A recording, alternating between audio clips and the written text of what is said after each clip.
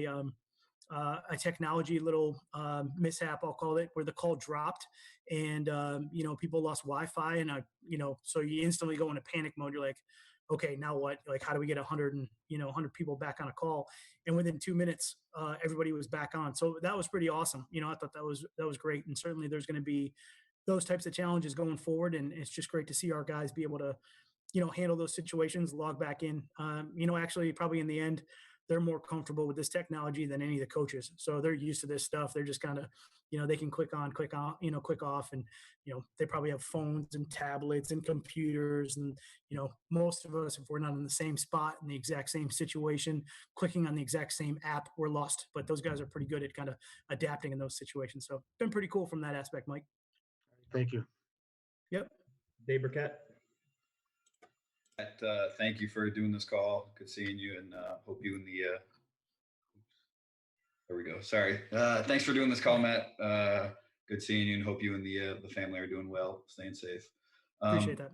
2 questions for you. First, what is your recollection of 2011, the lockout year? Just I guess you guys had even less of an off season then than you have now. Just what worked so well for you guys transitioning to the season? Is there an example of something that maybe allowed you to be successful that you can put into practice in the coming months? Yeah.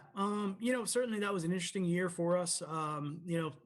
Different, but same, circumstances where we obviously, were not in contact with the players and they weren't here for the spring from that aspect. So I do feel like this is, with technology and where we're at now as compared to then, I feel that we're obviously great opportunity to do something this spring.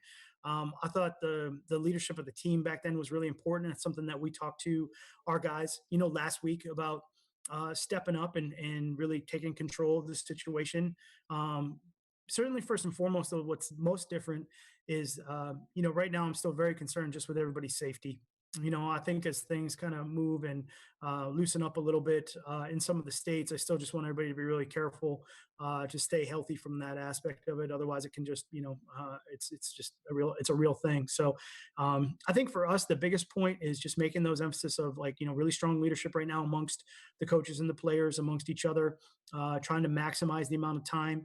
I think there's probably a little bit of an edge that some teams will be able to get here this spring in these situations based on the makeup of the team. And we're going to try to get as much of that edge as possible. And a lot of that just has to do with the guys going out and doing what they're supposed to do.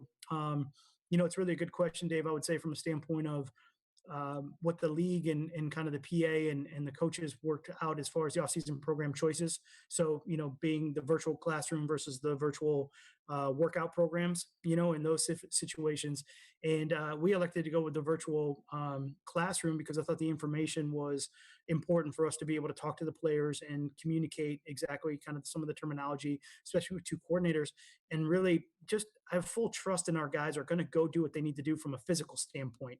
I think that'll be the biggest key for making sure they come back physically ready to go. But I think our guys understand what training camp looks like. And I think they understand what the demand for them physically is, at this point. So for us, it's about getting the information out there.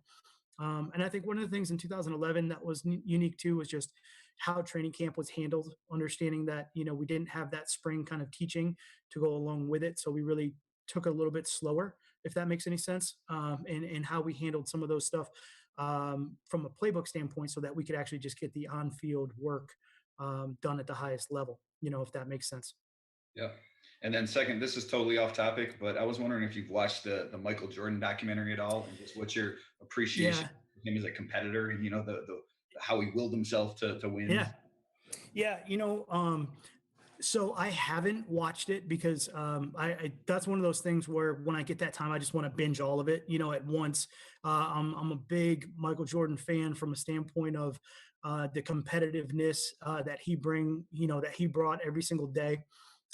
We do a lot of stuff with the team where I really enjoy watching things like that with the players. There's certain 30 for 30 specials, different documents that I like to watch. And I think some of that perspective of older professional athletes, and sometimes when it's out of our sport, I think it even has a bigger impact, things like that we can relate to the guys. So that's definitely one of those deals where I'm kind of waiting. I want to do it kind of all at once. And then probably some really good messages in there for everybody to kind of take away from. I was really fortunate to be around Doc Rivers for a little while when I was out in Boston. And talk about the competition between those two, and just kind of some of those stories and how competitive they were. I mean, I love that stuff. I love just that competitive to the bone, like on the court, on the field, like, hey, it's competition to the max. I love that stuff. So I'm excited about it. I know a couple of our guys have been watching it. We've been talking about it a little bit, but that'll be a good one for me. Yeah, definitely. Figured the competitiveness would be up your alley. No, thank you. Yeah, I love it. Yep. 20-man. Hey, Matt, thanks for taking the time. Absolutely. Good to see you. Yeah, good to see you. I was just curious. Obviously, free agency was a little bit different this year, kind of some strange times. When you guys sat down and put together your plan, I'm just curious, how much did guys knowing the system or guys that you were familiar with play into the fact that maybe you weren't going to have an off-season training program and you'd maybe take advantage of guys who maybe knew the scheme a little bit more, you were familiar with in terms of putting that free agent plan together? Yeah, I would say really good question. Definitely part of the process, but actually probably not the initial part of the process. Really, when we sit down way before free agency begins and we're kind of looking at rosters and team building, one of the things that Bob and I and his staff and my staff like to do is just kind of say, all right, what does the big picture look like? What does the spring look like from a standpoint of availability? And what I mean by that is player availability. So free agency, the draft, all of the different areas that you build your team. There's basically a couple different ways you build the team, right? There's free agency, there's the draft, there's the 53 cut down, and there's trades. Like that's really kind of, the major ways that you can change the team, those four avenues. So with two of them back to back between free agency and the draft, one of the things that I think everyone did an outstanding job this year of is identifying, okay, what are our needs? What do we really need to do to help this team and the areas and the positions? And then where do we think there's a surplus of players to get those needs filled? Was it, hey, we think the draft is really deep in this area. We think free agency is going to be deep in this area. There might be areas where we feel like, hey, we're really going to struggle to fill this need because there's just, it's going to be hard in both of these situations coming up. And that's something we're going to have to keep long-term from a team building standpoint, in the forefront of the conversation. And I think that, we put a plan together like that of how we needed to fill all those needs. And then, things change in the course of that process, as you're going along, and you got to be ready to monitor and adjust. And I think one of the things that certainly comes up in those quick decisions, especially in free agency, is how is the player's fit? And how does he fit into the system, and does he have familiarity with the system? And those are the questions that then come up where, there might be some guys that are familiar or have the same techniques or learning that maybe we're teaching that we know it's going to be quicker from that standpoint. So, for instance, a Chase Daniel who has a West Coast background, he's been in that system for a while. So the vernacular from Bev's offense to the stuff that he knows, that transition is going to be quicker, from that standpoint, and he's going to be able to pick the information up faster. So when we're in that situation where we're looking for, some depth at the quarterback position, a guy that we're familiar with, a guy that we think helps us and fits, our needs. Plus on top of that, he's not going to spend all that time trying to learn the language because it really is like learning a new language. I think when you change systems, he's going to be able to pick up the information a lot faster. So that is definitely just maybe one example where that comes into play, where guys that have some background in it, it does help. Justin Rose. Hey, Matt, how you doing? Good. Make sure you get your tacos in today. I know, I love it. I wanted to follow up a little bit on the conditioning program. I know you're saying, guys, hey, take care of yourself, but not everybody has a 45-degree incline like Marvin Jones does in his yard. What are you guys sending them as far as maybe something to follow? And obviously more body weight are you focused on? Or how are you making sure these guys are at least getting some sort of guidelines? I know they know how to take care of their bodies, but at the same time, from a team aspect, you want to make sure they're prepared for everything. Yeah, and I would say, really interesting kind of what's going on right now. Josh Schuler is doing a great job of kind of, what we did is basically this. We established different levels of ways to reach out to the team and tried to just get a ground base of what everybody's situation. So when we talk about taking care of your bodies, there's a lot that goes into that, stretching, hydration, nutrition, rest, recovery, and then there's obviously the strength training. And I would say the biggest element that is different for everybody is the strength training portion of it, because everyone has different setups. Whether you have gyms in your garage, you have equipment, you don't have equipment.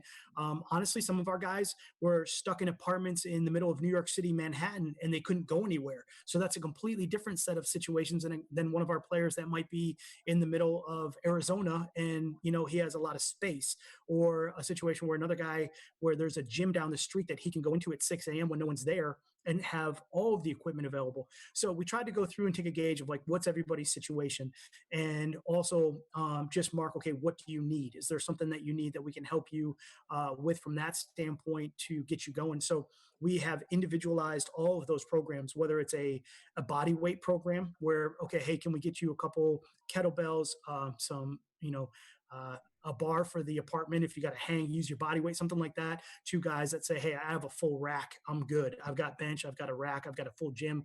And we've individualized all those programs for those situations.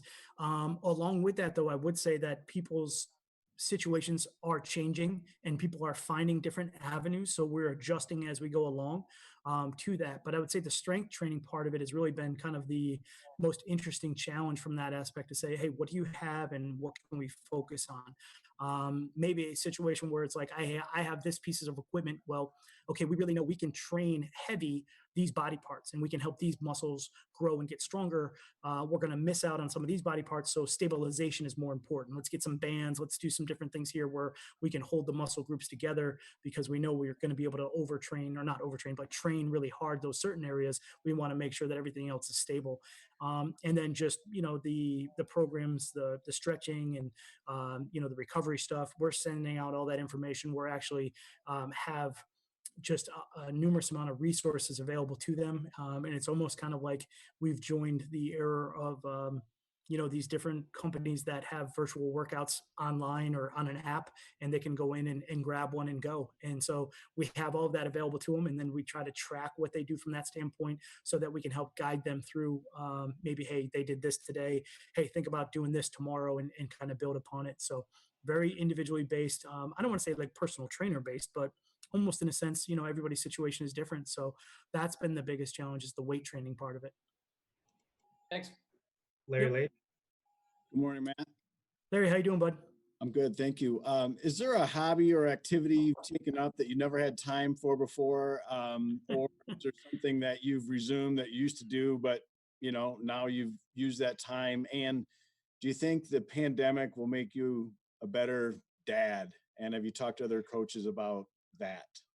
Yeah. I'll go in reverse order here. So obviously, that's probably the thing I struggle with the most with my career, is just not being home. That's probably the hardest thing on me when I'm not here with the kids and with my wife, which is the most important thing to me. So I'll say this: I don't know if it's made me a better dad, but I certainly appreciate all the time that I have with my kids right now.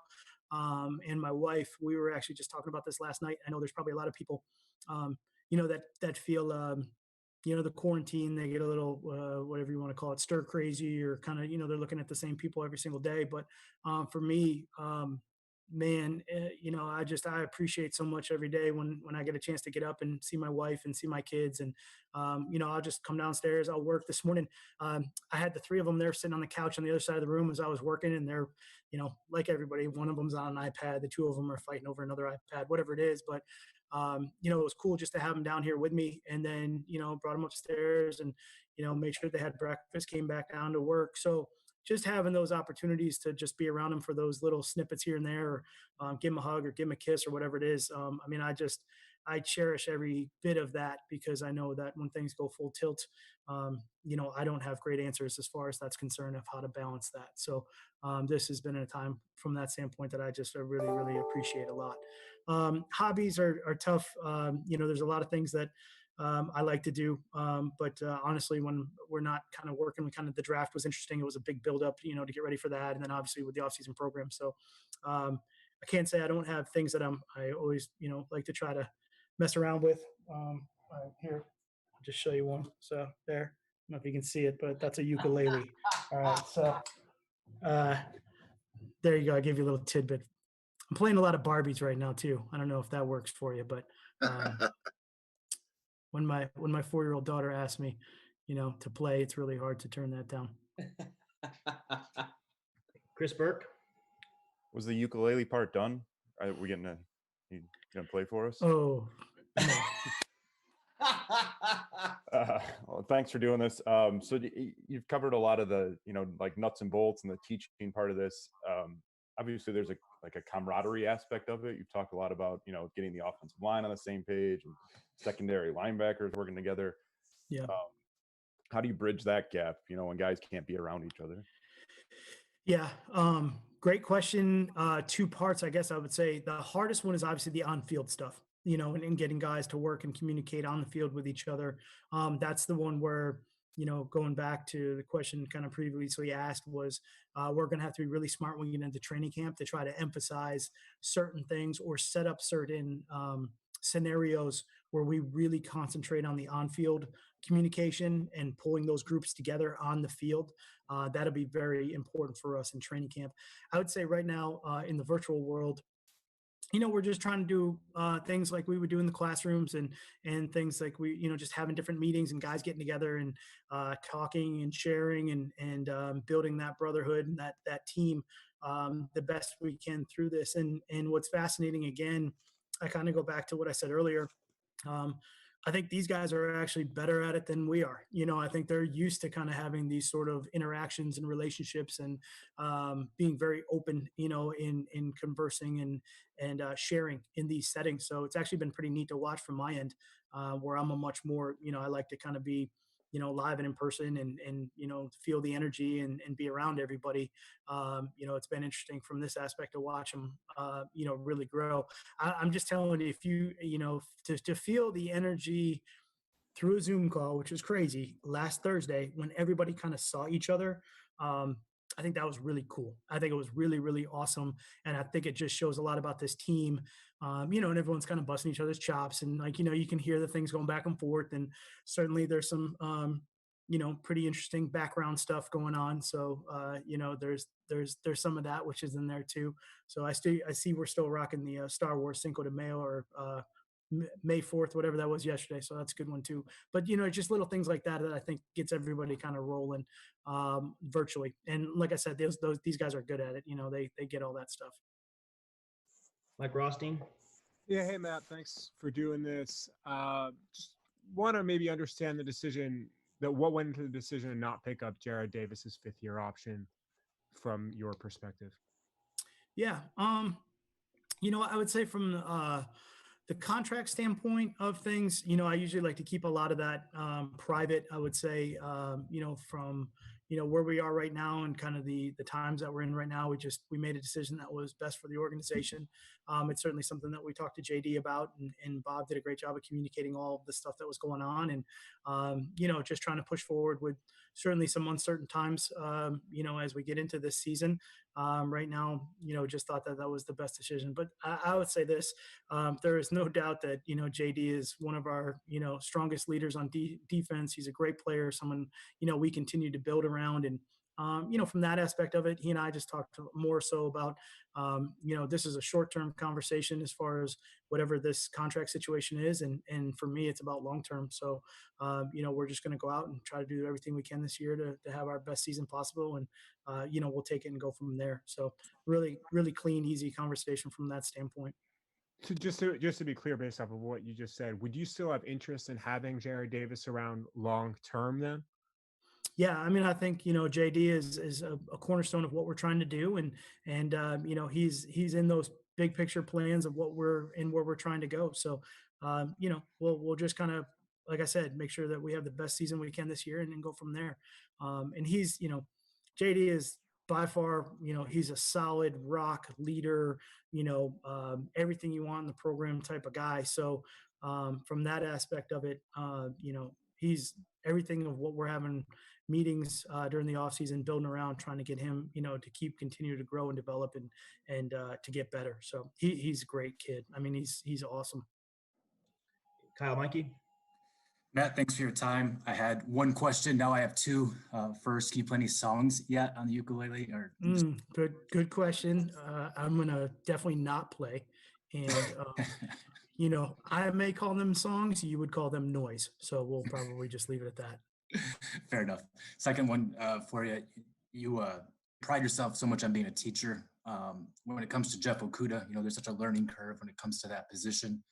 Playing cornerback as a rookie, you have less time on the field now with him. How are you bridging that circumstance and getting him ready for week one?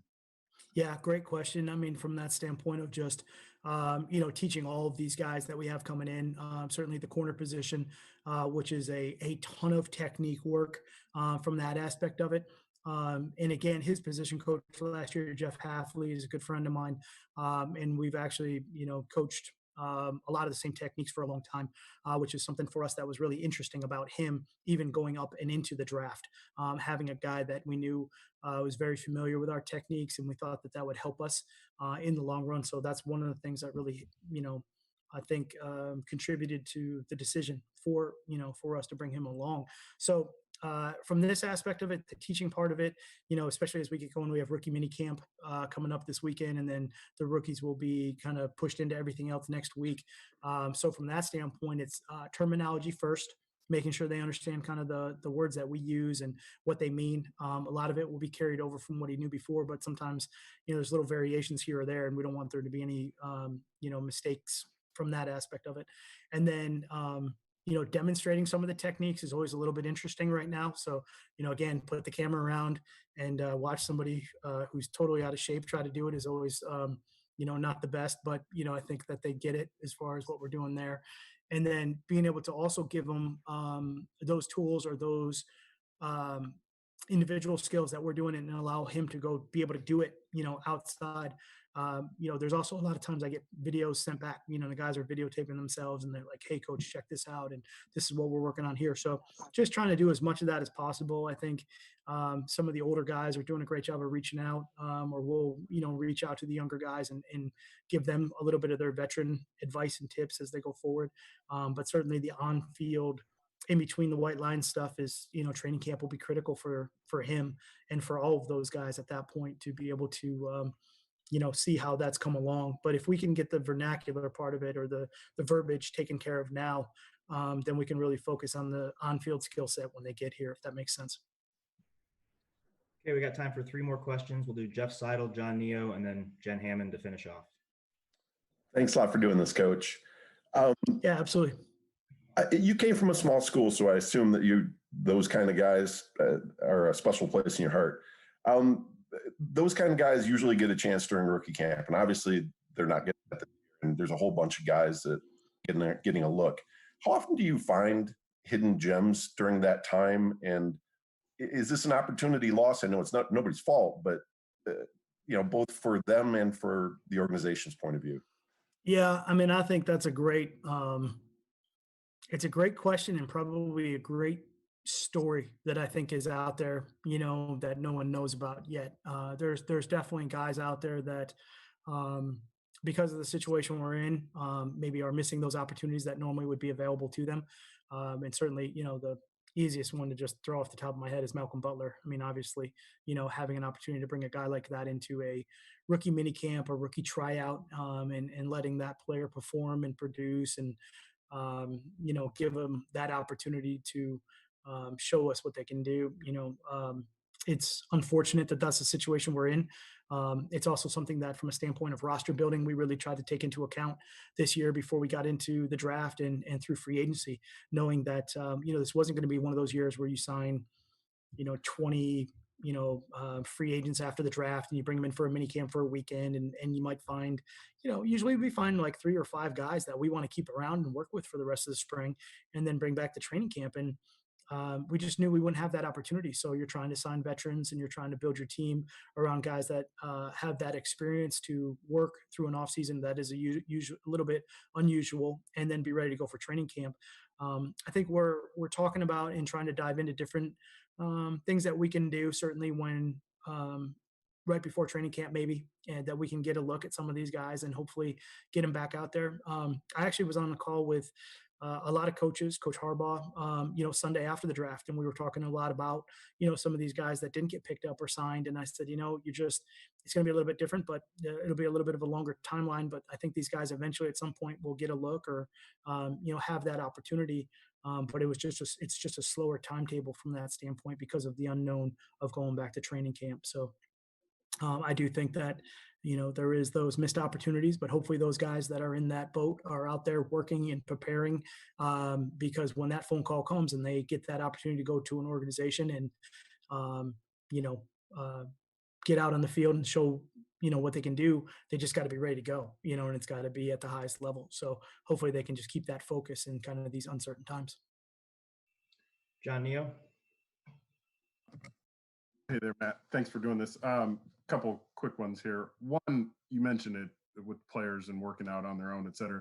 Have you guys specifically asked them or encouraged them in terms of safety, especially in states where the things are starting to open up, to not go to facilities or gyms, et cetera? And then separate from that, Jamie Collins, what are you getting in him? And I guess why was that so important an addition in free agency for you guys?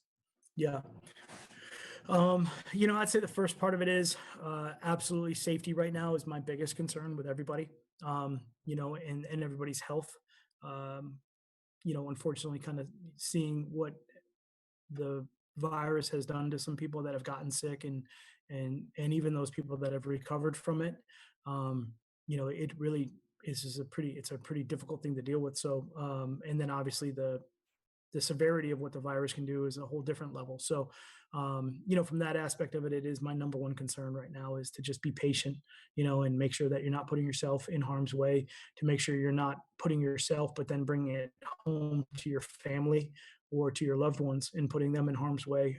It's, as I say to them, it's not worth it. It's just not worth it. So I know everybody is eager and everybody wants to do the right thing, but it's not worth it. So just be safe and be smart and, just do a good job of taking care of yourself from that standpoint. So that is my biggest concern from that, and I think that's just in general. I think everybody is waiting for that moment when things ease up a little bit. And I think that's when probably we all need to be the most cautious and the most careful at that standpoint so that there isn't a rubber band effect. Jamie Collins, just kind of answering that question. Obviously, a great player that I've had, blessed fortune of being around before and drafting and watching him grow and develop as a player. Probably one of the most amazing athletes I've ever seen from a standpoint of someone that big, that strong, that powerful, and some of the athletic stuff he can do. Some of the things he does is amazing from an athletic. I literally watched him one time stand at the line of scrimmage and try to grab the ball out of the quarterback's hand as he was throwing it and it's just like, he just can do those things. Sometimes you run into those type of athletes. So from that aspect of it, he's a very versatile player, has great flexibility, is a threat in the rush, is a threat in coverage, is very smart, communicates really well. He's mature. He has great leadership about him. He's professional. He attacks his job the same every single day, and he loves this game and he grinds at it. He works hard. And I just thought, to be able to bring a guy like that into our organization and to allow him to help kind of develop some of the younger players that we have, even at the linebacker position, just was, great opportunity for us that we got really kind of, I thought it was something that happened during free agency. I didn't really think that would be an option, and it happened, and I just was really excited for us, to be able to have him. Okay, Jennifer, last question. Thank you very much. Nice to see you, Matt. Good to see you. Kind of a twofold question. The first one being you were talking specifically a little bit about guys' workouts and things they're doing. Have you seen the video of Ty Johnson pulling a Jeep? Yep. Yeah, I was going to mention it. I was just glad he had a helmet on. Obviously, pretty sure there was someone in the car to hit the brakes in case he slipped. So, I go to safety first. A little bit of that is too. It's a Jeep. So once you get it moving, right, the ball bearings kick in and the tires go. So, some of that I was busting his chops about a little bit, but I did see it. Yeah. So it wasn't that hard is what you're saying. Oh, I certainly could not do that. I would blow my Achilles, knees, elbows, forget about it. There's no way. Yeah, my other question quickly is just give me a sense. You talked a little bit about parenting and being present and how things are different for you at home with your family. Conversely, how is it different for you? You're a coach, you're usually a hands on guy, you're very much in and around your guys, touching them, pushing them, motivating them. How much of a challenge is that going to be for you? And how have you thought about kind of redefining or reinventing your style a little bit in these times? Um, I mean, I think the biggest thing for me is just, it certainly is like I mentioned, the squad meetings. Um, I got excited just seeing her, but I wanted to just, get a bunch of bear hugs out and, and do all that stuff. And we couldn't, but, I think that just making sure that I'm as authentic as I can be and making sure that they understand of all that, that we do have when we're in the same room, that, that care, that level of, compassion, that level of, how much I just appreciate them, just to make sure that that really comes through and to make sure that that message comes across. I think the one thing that's always interesting for me, and again, I'm Italian, so I like to talk, but, I do think there is a limit with some of this, virtual teaching and being able to get right to the point on some things, because everybody's environment is a little bit different. And certainly there are distractions when we're not in a normal classroom setting, and things might, you know, um, come up that they have to address. So just trying to make sure that the most important thing is that the information is out there appropriately, whatever they need, from that learning standpoint, but also to make sure that, the natural side of what we would get from being in that classroom setting comes through too. Do you feel like you're a better head coach in your going into your third year, or maybe more? I don't know if relaxed is the word. I'm kind of struggling Yeah. for, but just Yeah. I mean, I'm a pretty intense person, passionate, I think from that standpoint. But, I would hope, being a head coach, my goal is certainly to get better every year. I really hope I'm a better head coach than I was 2 years ago, because, that's the goal. I hope I try to get better, every week. Certainly, these are new challenges. This is different. And I think all the head coaches in the league are trying to figure out the same thing. And, it's really good. I'm very lucky to have some great friends and friendships throughout the league to be able to talk about different ideas and thoughts, which is cool. And, from that aspect of it, I'm always trying to grow and get better. I'm certainly, I always put myself first and foremost in that list of guys that need to improve on the team. I think we all do, but if I'm not the first one to step forward and say I need to improve, then, you know, what else is there? So from that aspect of it, I'm trying to do everything I can to get better and handle these times, and then we'll get back into training camp. And I don't know if I'll be relaxed. Pretty sure I'll be pretty pretty fired up. So All right. Thank you, everyone. Thank you, Coach. thanks, Matt. okay, Thanks, all right, great to Coach. see everybody. Stay safe, stay healthy. Stay safe, Coach. Yep.